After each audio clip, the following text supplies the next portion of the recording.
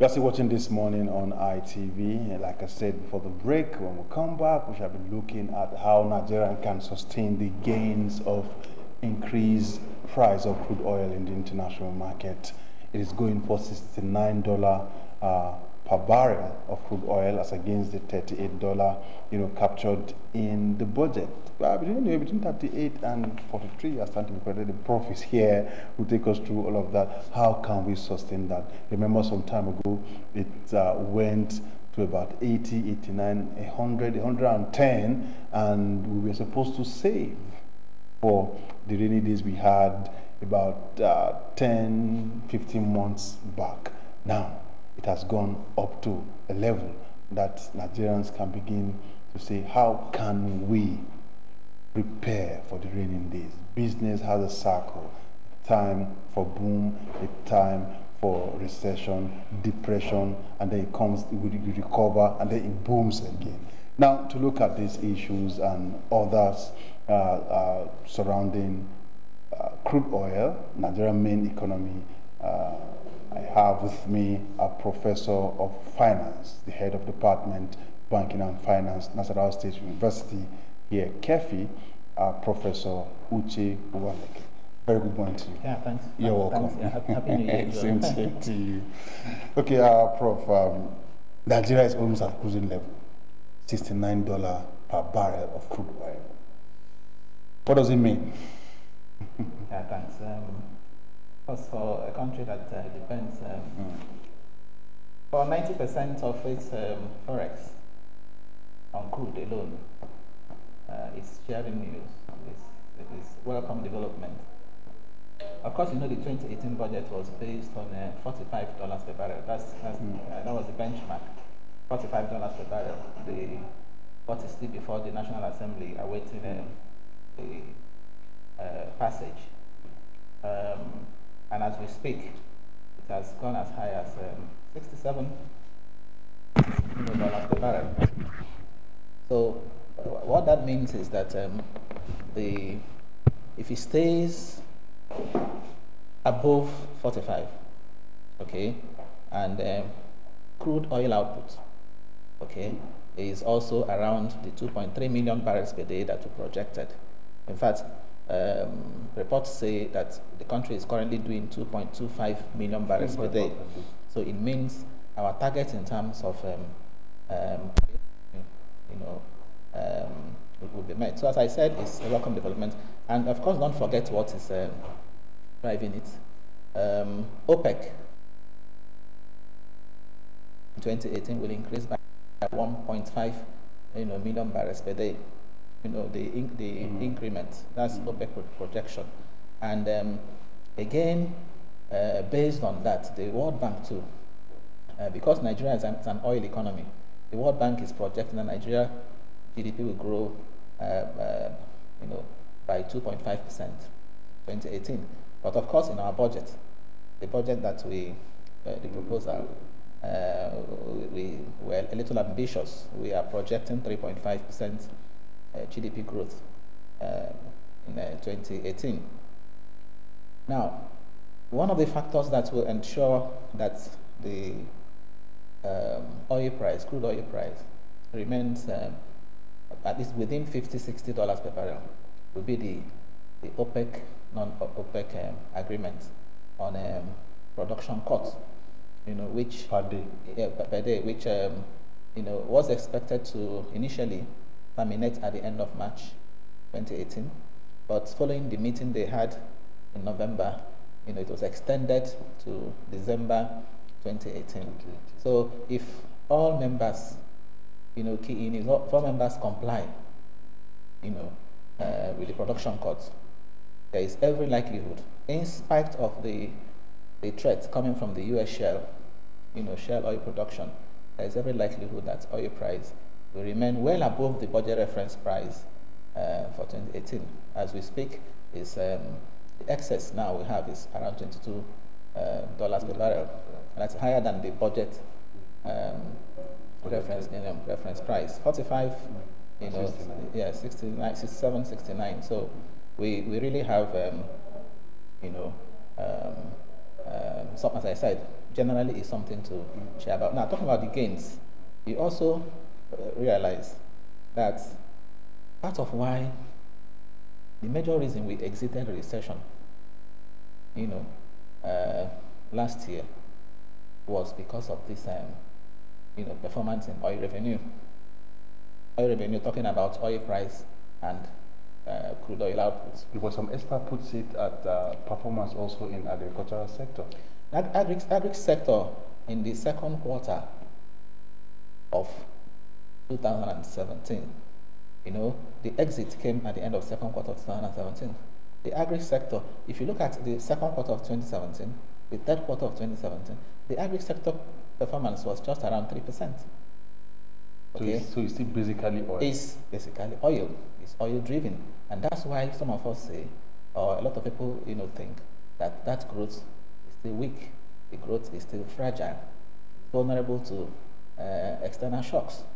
Okay, so we are still depending on oil. And if you also look at it critically, even the productive sectors, so to say, the real sectors, the critical sectors of the economy are still, apart from agriculture, okay, are still in negative territory. Manufacturing is in negative territory. Construction is in negative territory. Transportation is even in the negative territory. Okay, ICT. Okay, even the financial sector. So if you look at all of this, okay, there is need to ramp up, these other areas, okay, so that the growth will be inclusive. The way it is, as I said, it is still weak, still being driven by that product. In second quarter of 2017, oil output was initially calculated on the average at 1.6 million barrels per day. That was why we had 0.36% growth in GDP. But later it was realized that oil output for that period was even higher. So it was recalculated using 1.8 million barrels per day. That was why the GDP figure for 2017, second quarter, was revised. Okay, to 0.72%. Now, to ask you some very practical question is, this increase we are seeing in the oil market in terms of sales, how will it affect the forex market in Nigeria? Remember, official rate is 305 naira to $1, but that the black market is more than that, which is why some other prices of items are up there, especially the ones that we import. So with this increase, how will it affect foreign exchange? Okay, I thought you'd be more concerned with the interbank rates. The official is 305. The budget is based on 2017 budget was based on 305. 2018 budget also on 305. But rather than talk about the parallel market rate, the interbank 360, yes, hovering between, I say 365, naira, to the dollar. I was coming to that to say that part of the gains we saw from the rise in the crude oil price and output, we had those gains manifested, in the forex market.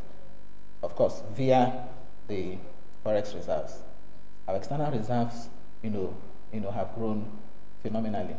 The latest figure we have from the central bank is $40.4 billion. Okay, and the last time we had that 40 billion mark was in January 2014. As of December 2017, our external reserves was around $38 billion. Today it is $40.4 billion. Because that again was primarily because of this increase. Of course, we recognize that yes, diaspora remittances must have increased.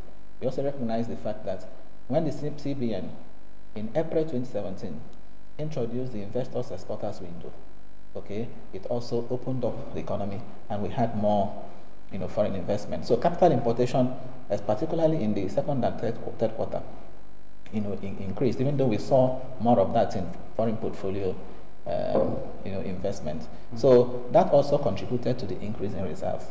Okay, again, Nigeria too issued Eurobonds, 3 billion Eurobonds in November last year. again contributing to the increase. But the primary driver, remains this, forex earnings from crude oil. So that has been the primary driver, as far as the economy is concerned. Again, the increase in reserves made it possible for the central bank to sustain the interventions in the forex market. So essentially, the stability we've enjoyed in the exchange rate, relative stability, unlike the period when it was very volatile, at a point it hit 520 naira. Okay, so relative stability, has been on account of this, if you like, buoyant reserves. We have today enough to sustain more than several months of imports.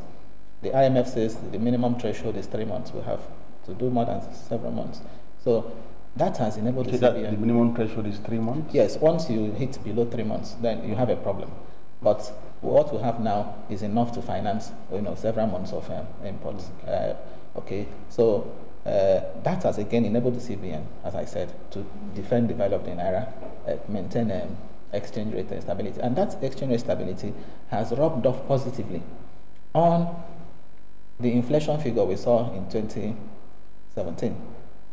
Coming down from a peak of 18.72 in January 2017 to as low as 15.9.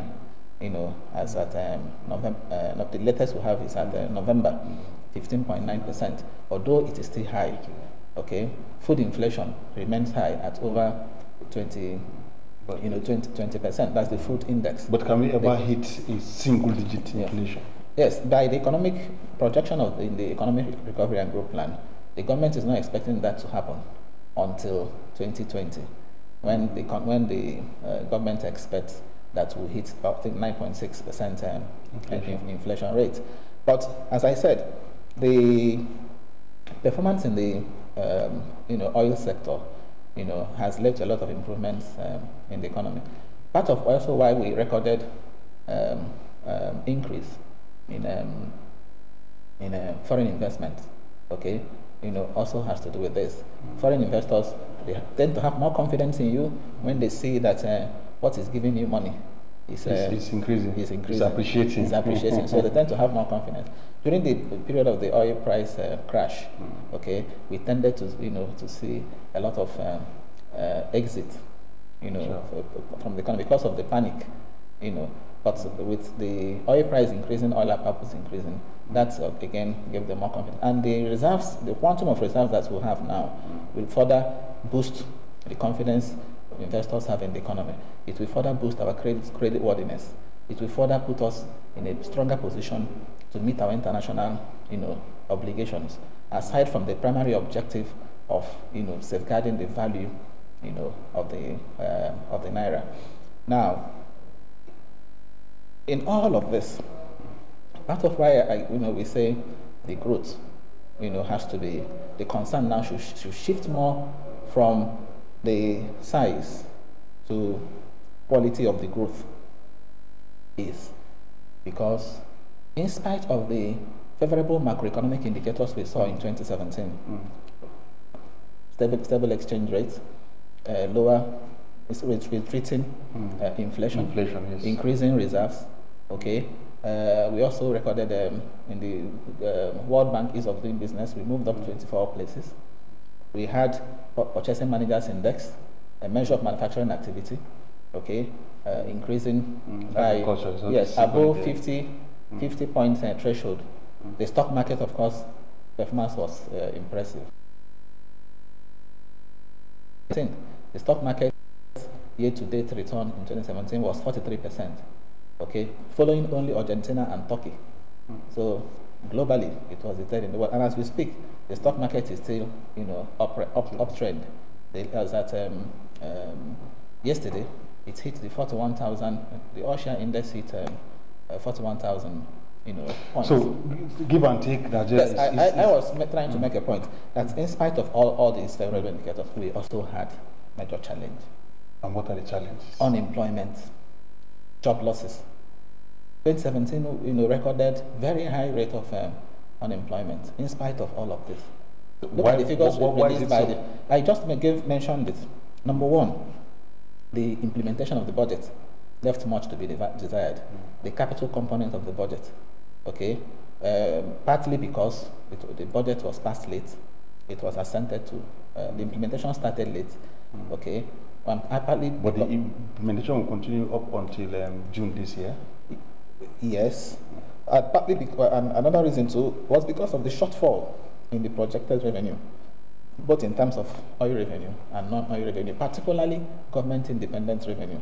So that affected, the tempo of economic activities, and of course affected jobs. Because if you're not spending on infrastructure, you're not spending on power, roads, rail, okay, you are not likely to, you are not creating the enabling environment for jobs, to happen. So unemployment and underemployment, were serious problems in 2017. The rate, unemployment alone was as high as 18 points. But 18.8%. Both of them at 40%. That is very high. And I also told you that some critical sectors of the economy are still in the negative territory. So until you put construction, until you put transportation, until you pull manufacturing, all of that out of the negative territory, and until you're able to grow your economy above the population growth rate, okay, of between 2.7 and 3%, until the economy can grow above that, it will be difficult to bring down this unemployment figure. So infrastructure is key. If you must bring down infrastructure, unemployment. Okay, now we know that income generates income create wealth, wealth generate income. With what we are having now, we have, give and take, a surplus of $22 per barrel, surplus. How do we save? How do we invest to prevent the rainy days? Well, I mean, it's simple. It stands to reason. Okay, we've had this issue with excess crude accounts. Okay, this country needs a buffer. Some other countries use their foreign reserves as buffer. A buffer in case of in the unlikely event now for 2018 of a sudden oil price crash, you fall back on it. Okay, the mistake we made all these years. So we need a buffer, no doubt, and that's why the excess crude, the concept of the excess crude account, even was started by the then Obasanjo. But of course, it's because it didn't have constitutional backing. In 2012, okay, we decided to replace it with the sovereign wealth fund. So what I think we should be doing, we already have a document, which is the budget, 2018 budget. The budget has been prepared in line with the Economic Recovery and Growth Plan. The Economic Recovery and Growth Plan has targets for achieving food sufficiency, say in the case of agriculture, food security, food sufficiency in self-sufficiency in say rice production, okay, and other products. Okay, we also have, and that budget has also provided for the construction of critical roads, rail, okay, infrastructure. So all we need to do is to get this money and put in infrastructure, implement the budget. Implement the budget. Power, works and housing has over 500 billion. Okay, transport has close to 300 billion. These are critical sectors. Agriculture has over 100 billion. So let us implement the budget. For a long time, we have never implemented the capital component of the budget. So as we get this money, we should save some and then use some to implement the budget. And possibly to also use some of the proceeds to reduce, to do what is called fiscal consolidation, to reduce the fiscal deficit. Fiscal deficit of over 2 trillion is on the high side. Okay, so if we have more revenue, we can, reduce the fiscal deficit because we are having more revenue. As I said, we are saving, we are putting in infrastructure. Okay, we are just implementing we have a document. Let's be committed to its implementation. So that's the way to. Now, but in the buffer you talked about, would you subscribe to a call that, well, a team be set up to manage the buffer so that it will not be mismanaged? The issue We already have a structure for the management of such fiscal buffers. We have the sovereign wealth fund created by the sovereign investment,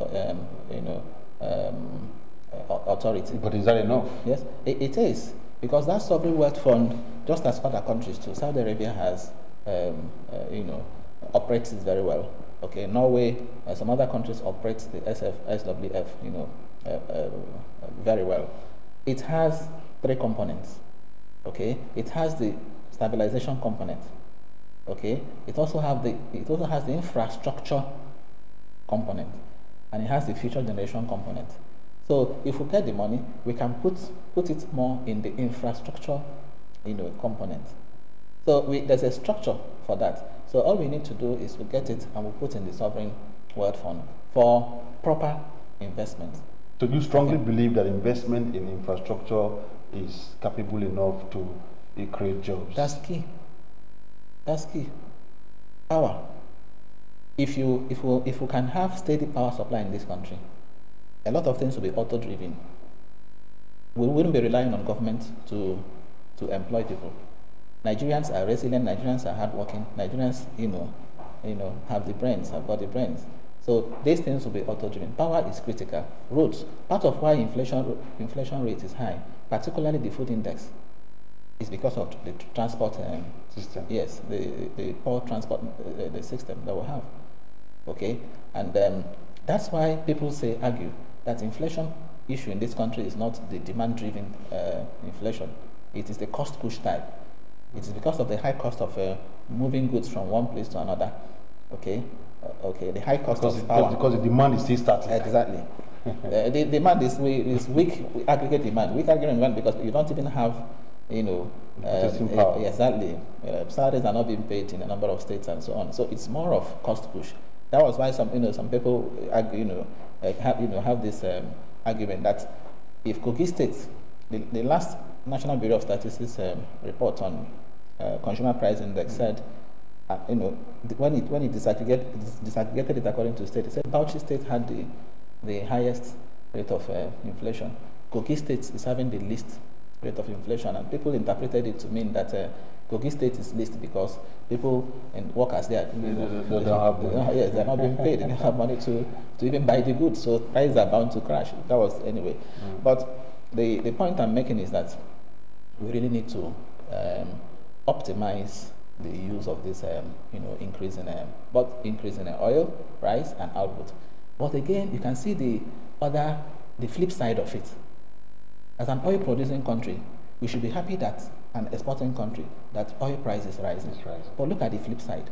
Because our refineries have not worked well. I was actually going to ask you. Yes, you can see it's now more like a cost, bringing about fuel scarcity. Look at the trouble Nigerians went through during this last festive season, because of the fact that oil price is rising. So independent marketers say they can't continue to import at a very high price. That the landing cost has jumped from the 131 they had in the template to 171. Landing cost is now 171. Therefore, they can't sell at 145. Of course, it doesn't stand to reason. Yeah, but you can't land at 171 and sell at 145. The recommendation offered by the Minister of State for Petroleum, Ibe Kachuku, we talked about flexible forest rate for marketers, tax waivers, and allowing more people to import. Where do you stand? Yes. You see, as far as this issue is concerned, you have the long-term solution, permanent and long-term solution, and what can immediately be done. The permanent solution to this problem, let's make no mistake about it, is for us to fix our refineries, for us to get more refineries working, so that we can meet our domestic. They say is it 450, 500,000 barrels per day. That's what we consume here. About 40 million liters, per day. So yes, we should be able to, meet that demand in Nigeria. Other countries, Egypt, for example, had 9 refineries. Egypt has the largest refining capacity in Africa. Yes. So there's no reason why Nigeria, with our 4 refineries, we shouldn't be able to at least meet that domestic consumption. Okay, the government has talked about modular refineries. Let's kick in this. Let them start yes, refineries. Yes. Let government put more attention. If we are finding it difficult to fix the refineries, if the quick fix solution, okay, if we can find that in modular refineries, let us use modular refineries to ensure that we don't have fuel scarcity. In the meantime, okay, while we now ensure that going forward into the future, we have enough refineries working, and to the point where the private sector can even come in. Dangote refinery, will be coming up any moment. So when we have the private sector, into this oil refining thing, okay, and our refineries are working, I don't think we are going to be experiencing this fuel scarcity. I don't think we don't have reason to import refined products.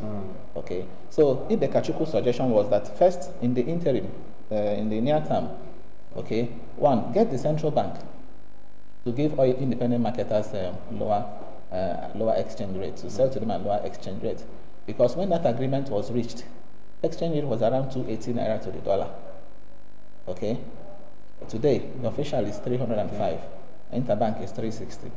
When that agreement was reached, oil price was not as high as it is now. So these two factors have combined to make it impossible for independent marketers to be importing fuel. So Ibe Kachuku is suggesting that the central bank can give them forex at a lower rate. But what I have again, considering the multiplier effect of increased pump price on other items, the $280 agreed. Don't you think it's we can just go with it and CBN? No, I said that's one of the suggestions he made, and I was going to say too that it has its own flip sides, and one of the disadvantages of that is that you're merely shifting the burden. This NNPC, we understand, for the past 5 months, had been subsidizing, paying 26 naira, per liter subsidy. If the landing cost is 171 and they're selling at 145, it means there's a subsidy of 26. So NNPC has been bearing that brunt, and we hear that for that period they spent about 85 billion, over 80 billion, naira, and of course it's a burden. When you now ask the CBN to sell to oil marketers at a lower exchange rate, it means you're merely shifting the burden from NNPC to the central bank. At the end, it is still the government that loses. That's what I have against that suggestion. And don't forget again that a lot of people are worried about the multiple exchange rates operating in the economy today. Okay, and that is, central bank is concerned about convergence, ensuring that exchange rates converge. At a certain in all the segments of the forex market, and our international development partners, whether the World Bank, IMF, they are also not in support of multiple exchange rates.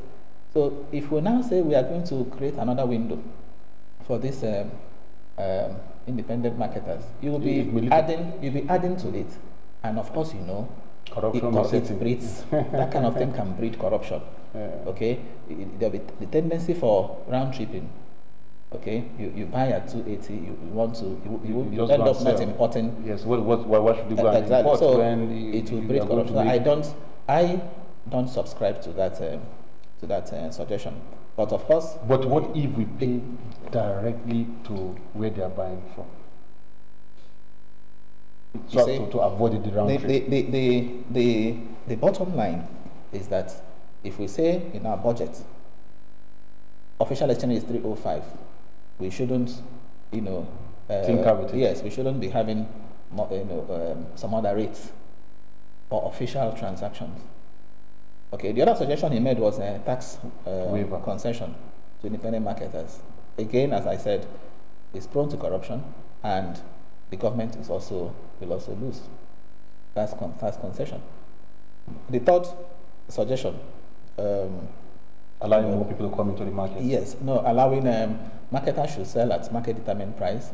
Okay, while the NNPC continues to sell at 145. Okay, that was the last suggestion he made.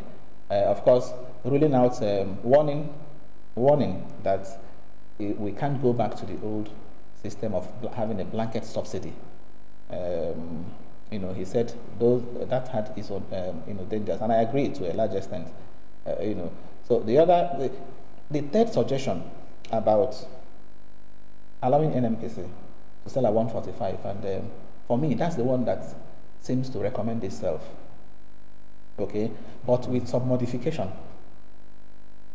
Drawing from the Egyptian example, the Egypt and Libya example. What Egypt did in 2014, which Libya later copied, okay, is a model that required consumers to have smart cards. Ibe Kachko didn't talk about this. I'm only saying we can modify that last suggestion, okay, to say let consumers have smart cards that you can swipe at filling stations for the purpose of buying fuel. The smart card will be calculating the quantity of fuel bought. Okay. Now the modification I am suggesting, the domestication, which is not what it was practiced in Egypt, is to have all commercial vehicles, because the fear of removing subsidies is that it will spike, to jack up prices of, and that is true. That's true. Look at it in 2016.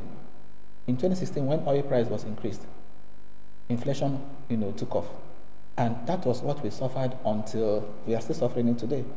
The effect of that price increase. Okay, the economy is still reeling from that effect. The primary factors that drove inflation in 2016 were increase in fuel price, increase in electricity tariffs. Okay, so if we increase fuel price now, there is no doubt that it will again distort some of the gains we appear to have recorded. But again, having said that, it's also important to point out that subsidies too, have their own problems. Number one, the subsidies they impose a lot of burden on the government. Okay, and number two, it is true. Studies have shown that fuel subsidies end up subsidizing, promoting inequality. It is the rich that actually benefit from fuel subsidies. There is no doubt about that. And fuel subsidies to encourage wasteful consumption. Okay, so what the government can do? Because of the diversion, no, wasteful consumption. You have 3 cars, you must put them on the road because the fuel is cheap. But people also take our subsidized product to neighboring smuggling countries and so on. That's what I'm suggesting, that NNPC and all NNPC stations can sell at 145. Commercial vehicles belonging to educational institutions, hospitals, government establishments can go there and buy with that smart card. The quantity is specified. Once you exceed that quantity, you now buy a market determined price. While independent marketers are allowed to sell at. So that for me is the middle of the road. Okay, Prof. Our time is fast spent, but before we go, let's get a final word, which is on the subject matter, how we can, structures that we can put on ground so that we will not go back to old ways should we have any kind of shock, especially with the price per barrel at the international market. Well, unfortunately, crude oil price is exogenously determined. Is one variable that over which we have little or no control. So the best we can do is to maximize the windfall, maximize the gains.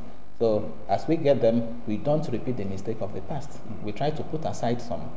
We have some buffer, okay, and then spend more on capital projects, spend more on infrastructure. That is what will grow this economy and make it have an inclusive, nature. I must thank you for coming on the show this morning. My Viewers, the much we, of course, can take on this segment, we'll be looking at how Nigerian can sustain the gains of increased price of crude oil in the international market. And my guest has been the head of Department Banking and Finance.